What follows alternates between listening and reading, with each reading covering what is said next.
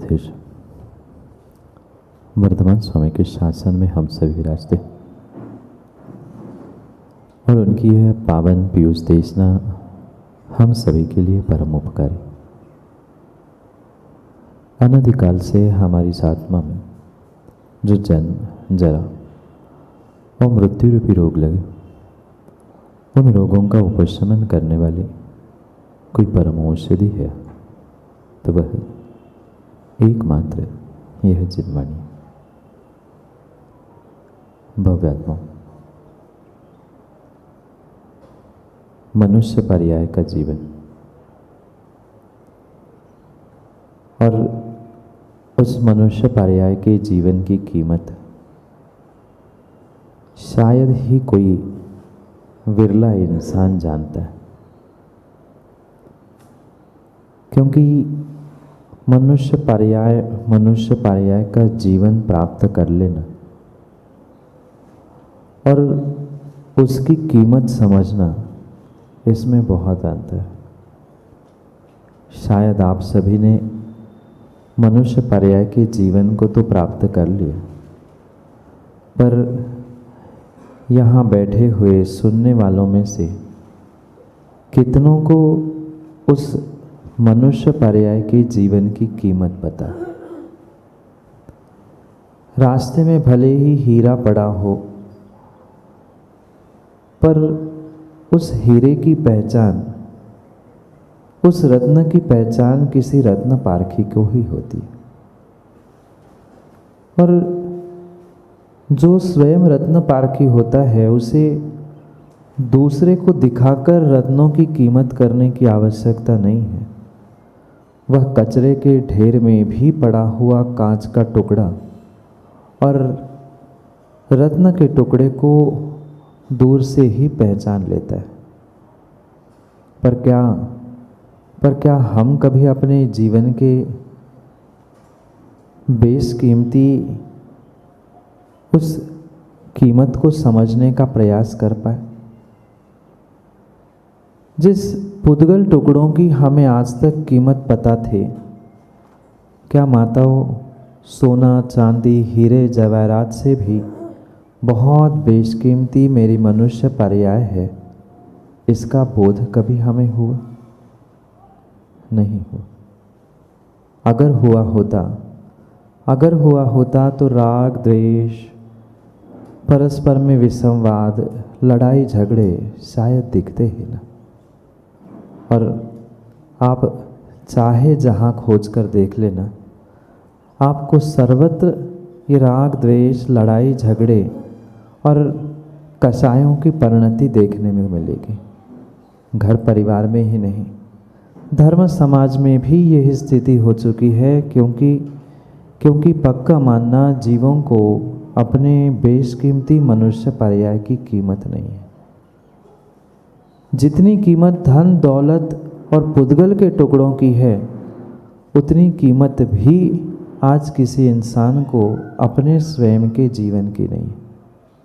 फिर जिसको स्वयं के जीवन की ही कीमत नहीं है, उसको दूसरों के जीवन की, दूसरों की पर्याय की और दूसरे इंसान की क्या कीमत होगी? ये ऐसा अद्भुत जीवन हमें मनुष्य पर्याय का मिला है, उसकी कीमत अगर जीते जी हम जान लेंगे तो शायद जीवन जीने का तरीका हमारा बदल सकता है। पर जब मरने का समय आता है तब तो संजीव भाई फिर भी समझ में आता है कि अरे मैंने तो ज़िंदगी यूं ही बिता दी। पर जब जीने का समय होता है, जब जीवन को समझने का, जीवन की कीमत करने का समय होता है, तब व्यक्ति उसकी कीमत नहीं करता। सबके साथ यही स्थिति है। जीवन में कई सारे अच्छे संयोग भी मिलते, पर जो विरला पुण्यात्मा होता है, उस पर्याय के संयोग को या पर्याय के निमित्त से मिलने वाले सच्चे देवशास्त्र गुरु के संयोग को समझते हुए अपने आप को, अपने जीवन को बदलने का प्रयास करता है। ये विरले और बहुत विरले जीवों का ही पुण्य का उदय होता है जो इस वास्तविकता को समझने का प्रयास कर सकते हैं। जो धन, जो दौलत आपने इकट्ठा करके रखी है, पीके जैन साहब पक्का मानना, उन करोड़ों अरबों खरबों रुपए खर्च करते हुए भी आप किसी प्रकार से जीवन का एक क्षण भी खरीद नहीं सकते। खरीद पाओगे? नहीं। माँ जीवन भर की पूंजी जो इकट्ठा करके घर में रखी है वो भी दांव पर लगा लो, जरूरी नहीं है कि तुम्हारी एक श्वास जीवन का 1 मिनट बढ़ जाए। है?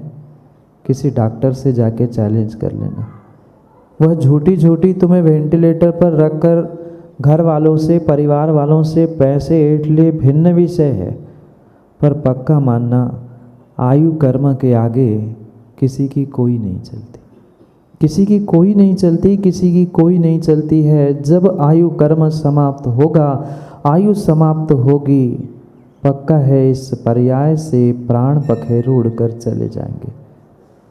पर जब उड़ने का समय होता है, चले जाने का समय होता है, अस्पताल में पलंग पे पड़ते हैं, तब उन वृद्ध व्यक्तियों को समझ में आता है कि शायद अगर जीते जी मैंने जीवन जिया होता तो आज ये स्थिति ना होती। हर पल, हर क्षण इस मनुष्य पर्याय का मुझे आनंद के साथ, अनुभूति के साथ जीने की आवश्यकता है, क्योंकि करोड़ों अरबों खर्च कर लेना करोड़ों अरबों खर्च कर लेना, पर पक्का मानना पुनः मनुष्य जीवन मिले जरूरी नहीं है। है? नहीं है। कोई ठिकाना नहीं, कोई ठिकाना नहीं है कि हमें अगली पर्याय मनुष्य की ही मिले। है किसी की सेटिंग पाटुदी जी? अगली पर्याय मनुष्य की मिली, कोई सेटिंग है? नहीं है। कोई भरोसा नहीं, कोई किसी के साथ सेटिंग हो ही नहीं सकती। अगले पर्याय की क्या महाराज जी, अगले मिनट की तो, अगले मिनट का तो कोई ठिकाना नहीं है। पर ये तभी समझ में आता है जब हमारे हाथ से समय निकल चुका होता है। जब समय होता है तो व्यक्ति के पास समझ नहीं होती, और जब समझ आती है तो हाथ से समय छूट चुका होता है। हाथ से समय छूट चुका होता है। अभी फिर भी समय है, और समझ देने वाले भी हमारे पास है। थोड़ा सा समय को समझ पर, और समझ को समय पर समझने का प्रयास करो। तभी कुछ ये दुर्लभ, महादुर्लभ मनुष्य पर्याय प्राप्त करने का कुछ सार्थक होगा। धन दौलत, नाम शोहरत, माँ बड़ी बिल्डिंग और बड़े बड़े मात्र काम करने से मनुष्य पर्याय की सार्थकता नहीं है। ये तो कोई भी व्यक्ति कर लेता है। 2 समय के भोजन और घर परिवार को चलाने की ही बात कर लो तो वो एक चिड़िया भी इधर उधर से कीड़ों को मार कर अपने बच्चों का पेट भरती है। आपने अपने बच्चों का पेट भरा, कौन सी बड़ी बात की? कौन सी बड़ी बात की? आपने बच्चों को जन्म दिया, उनके लिए घर बनाया। मैंने पहले भी एक बार बताया था कि जो श्वान है, कुत्ते के लिए भी आजकल एसी कमरे, एसी मकान बनने लग गए। नहीं देखे आप लोगों ने? है। फिर सोचना, हम एसी कमरे में रह रहे हैं, घर परिवार के लिए हमने बहुत सारी सुख सुविधाएं जोड़कर दे दी, ये हमारे मनुष्य पर्याय की सार्थकता है ही नहीं है। ये मनुष्य पर्याय की दुर्लभता को समझते हुए समय पर समय के काम को करना, समय समझ में आते ही तत्क्षण पुण्य कार्यों में, धर्म कार्यों में अपनी पर्याय को लगा लेना, ये ही मनुष्य पर्याय की कायदे से सार्थकता है। पर आज का इंसान, आज का व्यक्ति यही सोचता है, अभी तो महाराज जी हम 40-45 के ही तो है, अभी तो जीना बरसों है, कर लेंगे आगे कभी धर्म, कर लेंगे कभी भविष्य में हम दान, शुरू हो जाएगी कभी वृद्धावस्था में पूजन करना, जब अपने हाथ से लाठी नहीं छूट रही है। और फिर परमात्मा के लिए क्या हम बिना आधार के द्रव्य समर्पित करेंगे? ये जो कुछ भी कार्य कहे हैं, ध्यान रखना युवाओं, ये उस अवस्था में कहे हैं जिस अवस्था में आपका शरीर, आपका मन, आपका विवेक साथ देता है।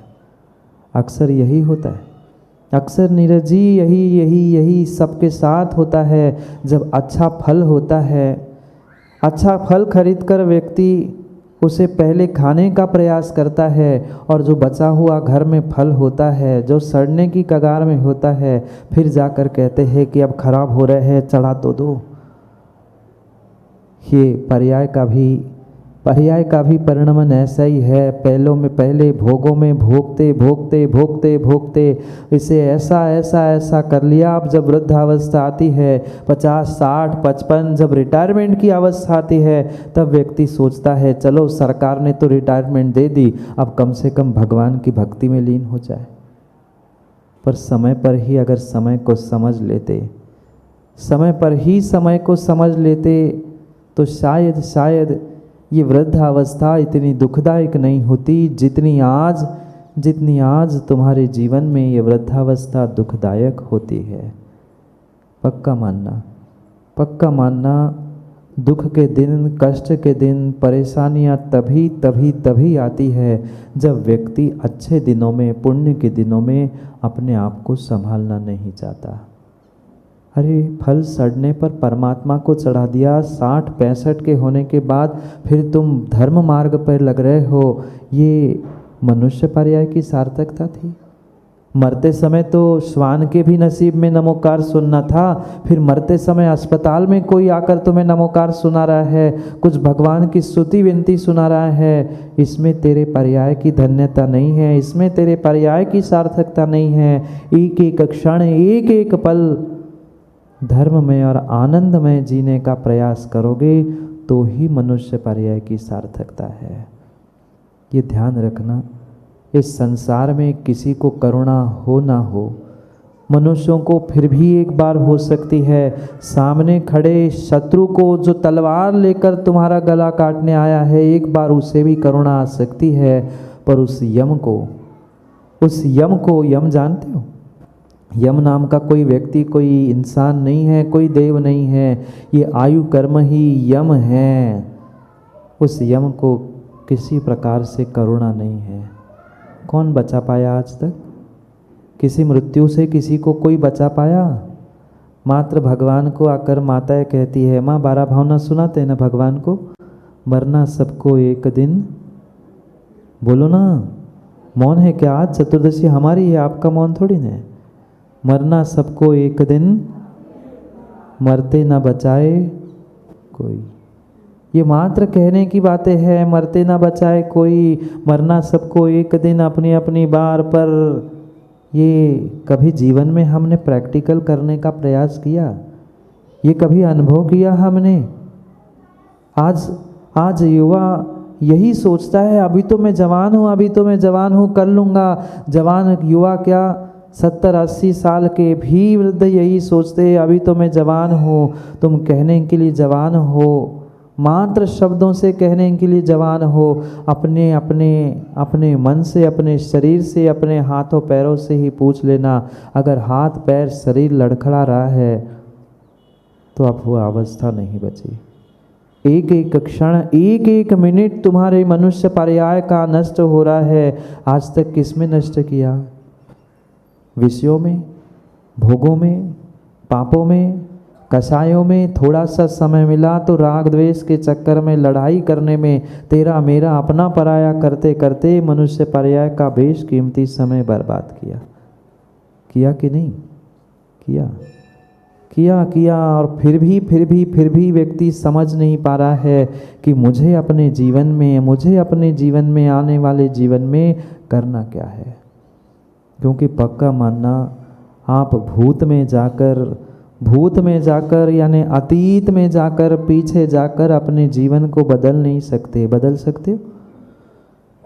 ऐसा कौन व्यक्ति है जो रावका जी पीछे जाकर अपने भूत की गलतियों को, अतीत की गलतियों को सुधार पा रहा है? जा सकता है?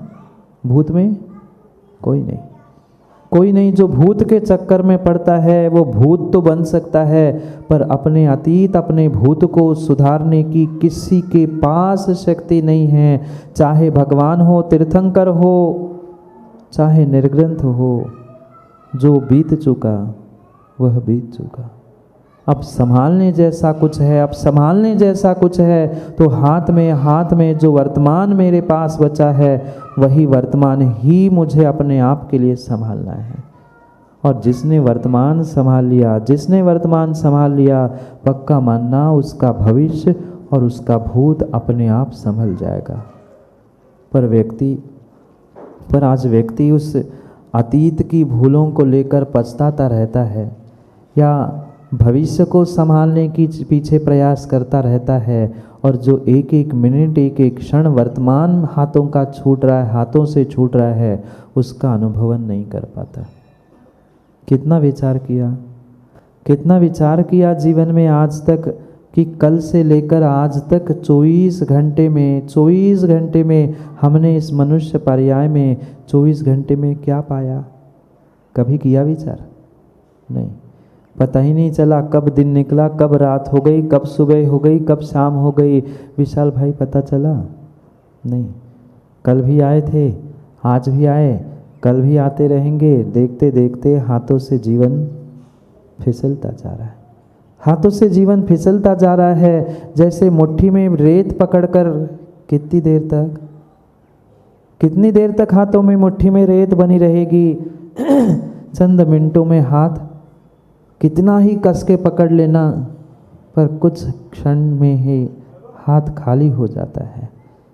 कितना ही आप हाथों में पानी लेकर खड़े रह लेना, पर पक्का मान लेना हाथों में चुल्लू में लिया हुआ पानी एक समय आएगा कि टपकते हुए समाप्त हो जाएगा।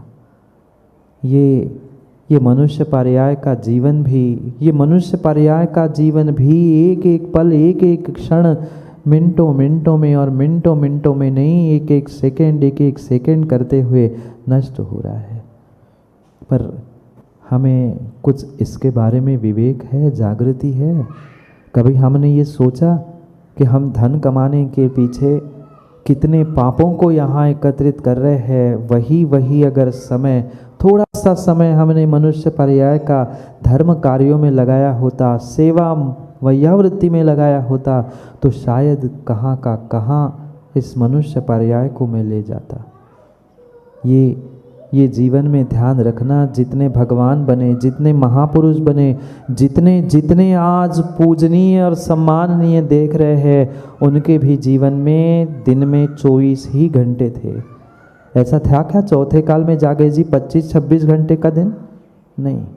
काल कोई क्यों ना हो, चाहे चौथा, पांचवा, छठवा काल क्यों ना आ जाए, पर दिन में 24 ही घंटे है। सफल व्यक्ति महापुरुष तीर्थंकर जैसे भगवान अपने उस 24 घंटे का समय का इस कदर नियोजन करते हैं कि उस 24 घंटे में ही वे बहुत कुछ प्राप्त करते हैं। और प्रमादी जीव यही सोचता है आज नहीं कल नहीं परसों, अभी जीना है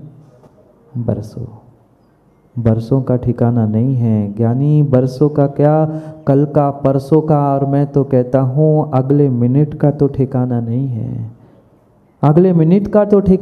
है। रात में सोया ही रह जाता है। दूसरा दिन देखने के लिए उसकी आँख ही नहीं खुल पाती।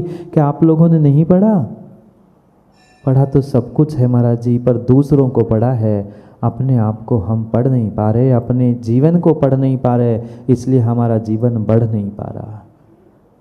मात्र 24 घंटे में आधा एक घंटा मंदिर में आना इतना पर्याप्त था? उतने एक घंटे के हमारे धर्म की क्रियाओं से क्या हमारा जीवन बदल जाएगा? नहीं। ये ध्यान रखना, 23 घंटे का परड़ा अधिक भारी रहेगा 1 घंटे के परड़े की अपेक्षा से। सीधा सा गणित है वैभव भाई। 23 घंटे भारी की 1 घंटा, 23 घंटे पापों में लगे हैं,